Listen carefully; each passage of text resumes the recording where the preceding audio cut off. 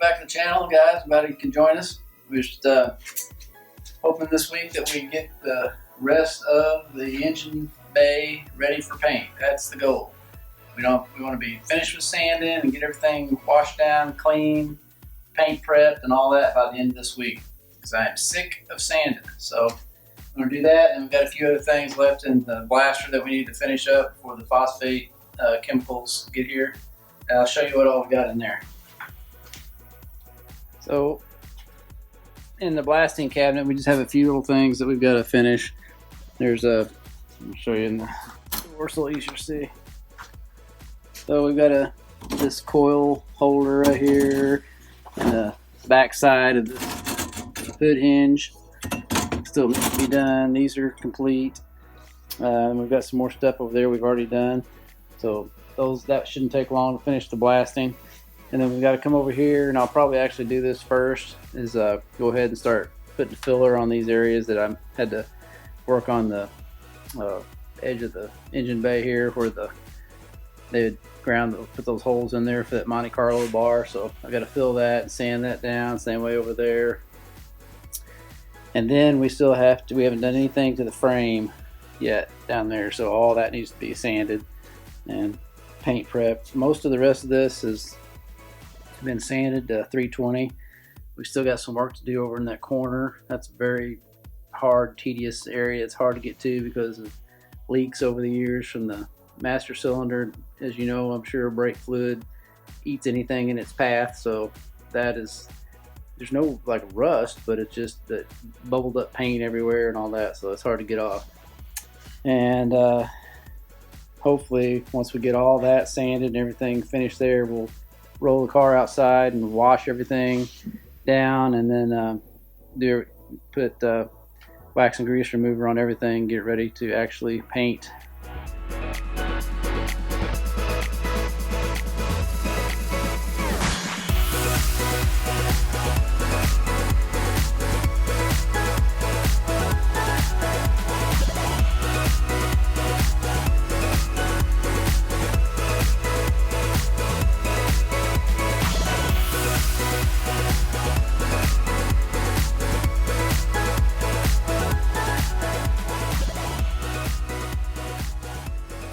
There's one thing I wanted to be super careful of, and that is this all-important VIN number.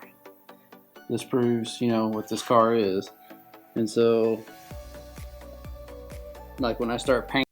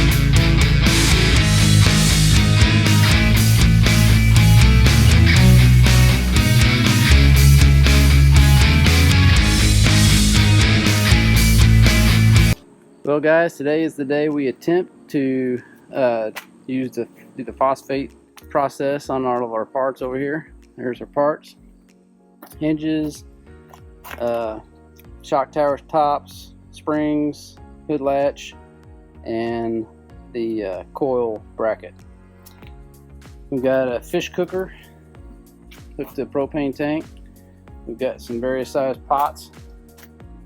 We've got a temperature, we've got a candy thermometer, WD-40, distilled water, and our solution, which is manganese parkerizing phosphate concentrate.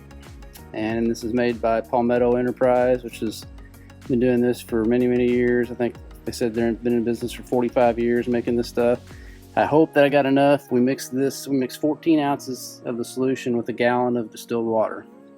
So the trick is getting the right size pot to be able to cover your item that you're phosphating. So, and you can't use just a steel pot. This is an enameled steel, and then that one's stainless steel.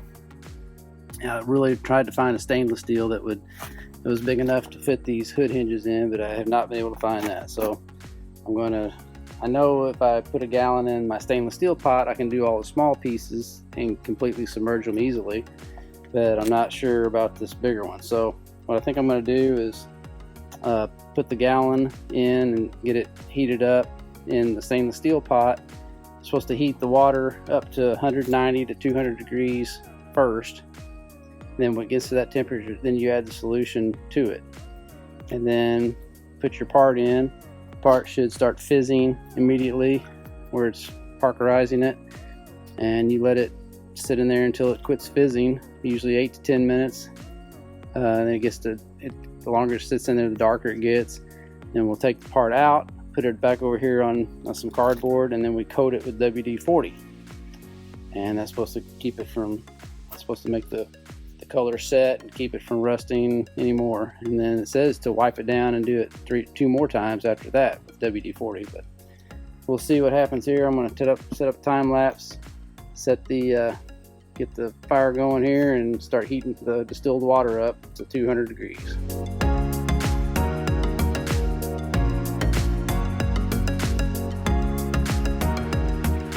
I'm stuck at 140 and it's still heating up here, but the trick is to get this stuff to heat to 200 degrees, and as we all know, boiling is 212. So you absolutely do not want it to boil. So you got to keep it just below boiling, and that's hard to do on a fish cooker. So when it gets to 190, I'm going to go ahead and add the solution in there, and then I'll try to just get the heat to kind of just on maintenance mode there, and then get to 200 and then start putting the parts in.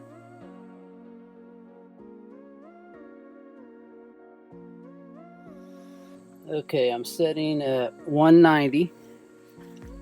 I turn the flame down just a little bit. Hopefully I can keep it maintained at close to that. And I'm still okay if it comes up a little bit. I got my safety gloves on and safety glasses on. Dealing with chemicals, you always better do that. And always remember, kids, when you're coating engine bay parts at home over an open flame using toxic chemicals, always be like Professor Mark and wear your safety gear, because a safe experiment is a fun experiment. And this is not marked as far as how many ounces is in this little bottle, so I'm going to measure it. It's supposed to be 14 ounces in a gallon to mix, so put it in a measuring cup. So here's 8 ounces.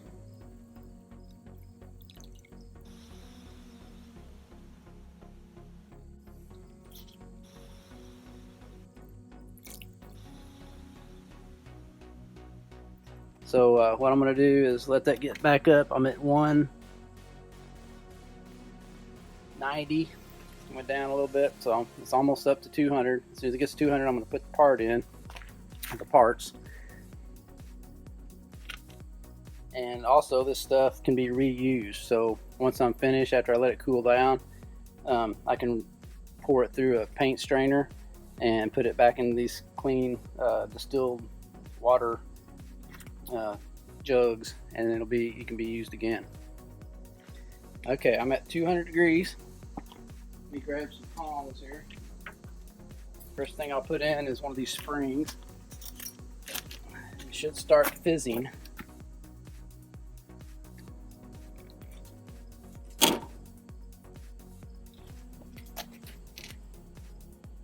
see it reacting in there.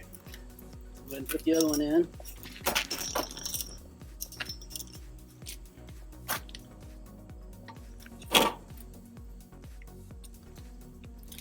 And this coil bracket. Looks like I'm doing the witch's brew here.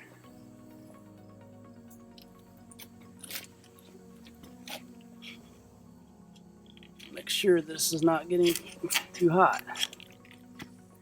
And I'm going to set a timer for 8 minutes. A few moments later. Also, as this stuff sits, we're supposed to move it around a little bit so it doesn't like just sit on the one spot on the pan and not get covered exactly all the way. As you can tell, it's already turning grayer. A few moments later. Okay, so my time is up. My 8 minutes, and it looks like there's not any more fizzing going on. So I'm going to take those out and send them over there on that cardboard.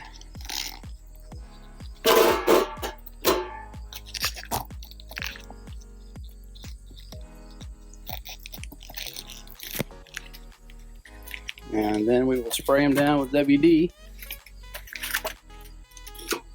Put the next ones in. These are over here. Stick these in real quick. Look at the difference in the color here.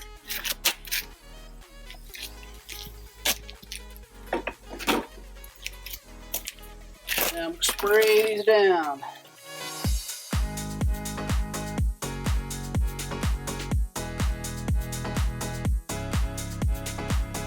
Okay, so there's a piece to the left which doesn't even get phosphated, but it's the, you know, the just sandblasted metal.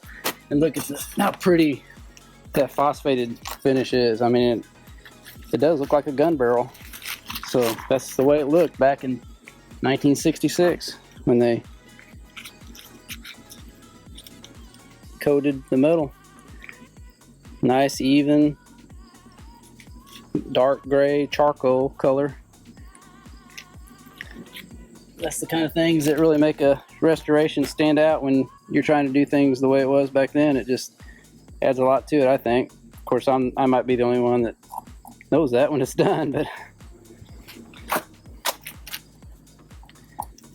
and I'll agitate these and set the timer. A minute has passed, I think.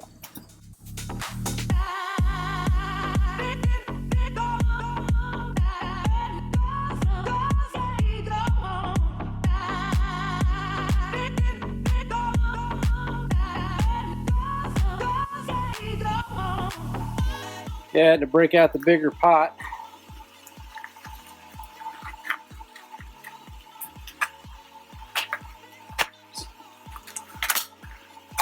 This hinge.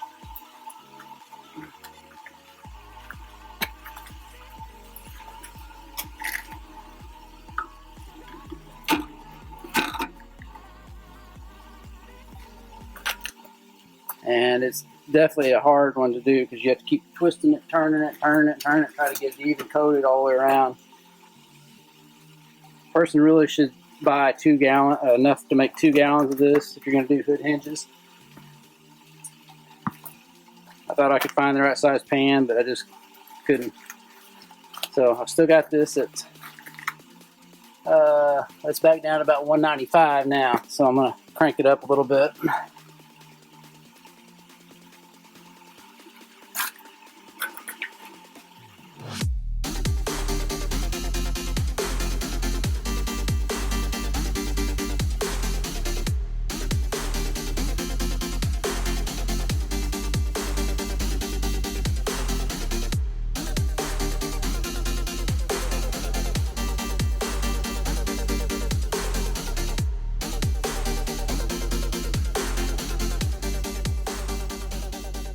Phosphate finish. There's kind of wet still from the WD-40, and they got little fibers from towel I was wiping them off with on them. But the color, I think, is really nice. I like it. I'm satisfied with it, and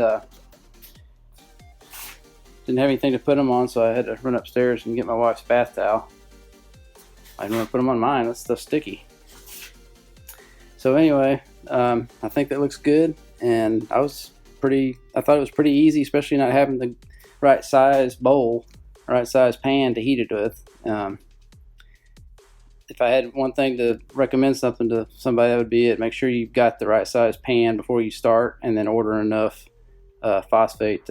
manganese phosphate to fill up a pan to completely cover it. Because it is a pain trying to flip it over, and it still worked all right, but it was a pain. Well, that's all the time we've got for today, guys, for this week. I hope you enjoyed the episode. It was educational for me. I hope you learned something that you can do a process like manganese phosphating at home, and it's pretty easy and you get good results. I'm happy with the way things turned out, but I did remember one thing, is that all the fasteners, all the bolts that go in all these holes, every hole in here, whatever bolt was in it originally, was supposed to be a phosphate finished bolt. So I've got fender bolts, and there are the red ones that hold the fenders on. All these have to be sandblasted and phosphated, but that shouldn't take long, and I'll just do that off camera since you've already seen the process. So we'll see you on the next episode, and hope you enjoyed it. Thanks for watching. And always remember, don't retire it if you can rebuild it. See you guys next week. Thanks so much, guys, for tuning in and watching this week's episode of Rebuild It. Make sure you subscribe so you don't miss out on any awesome content. Have a good one.